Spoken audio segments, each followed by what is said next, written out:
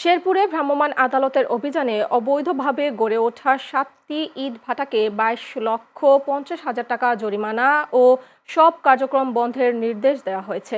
রোববার সকাল থেকে বিকেল পর্যন্ত ভ্রাম্যমাণ আদালত পরিচালনা করেন শেরপুর জেলা প্রশাসনের সহকারী কমিশনার ও নির্বাহী ম্যাজিস্ট্রেট শুভাগত সরকার বর্ণ। ভ্রাম্যমাণ আদালতের প্রসিকিউশন প্রদান করেন পরিবেশ অধিদপ্তর শেরপুর জেলা কার্যালয়ের পরিদর্শক সুশীল কুমার দাস।